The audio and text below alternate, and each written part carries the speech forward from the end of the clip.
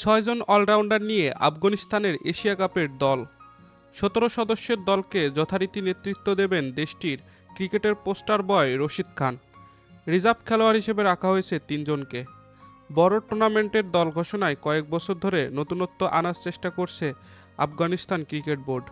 এবারের Asia cup টি-20 সংস্করণ বলেই হয়তো আফগান দলের অলরাউন্ডের সরাসরি ৩ স্পিন অলরাউন্ডার মোহাম্মদ নবী, শরফুদ্দিন আশরাফ ও রশিদ খানের সঙ্গে ৩ pace bowling allrounder Azmatullah Omarzai, করিম জানাত ও গুলবাদিন নাইবকে রাখা হয়েছে।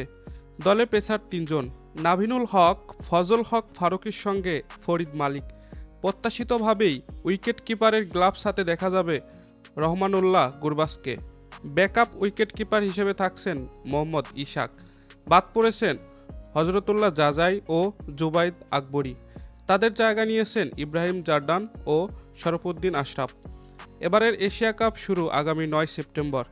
আবুধাবিতে সেদিন উদ্বোধনী ম্যাচেই হংকংয়ের মুখোমুখি হবে আফগানিস্তান। দর্শক, খেলাবাজের ভিডিও এই পর্যন্তই। ভিডিওটি ভালো লেগে থাকলে লাইক করে দিন। নিয়মিত খেলার আপডেট ভিডিও পেতে আমাদের সাথেই থাকুন।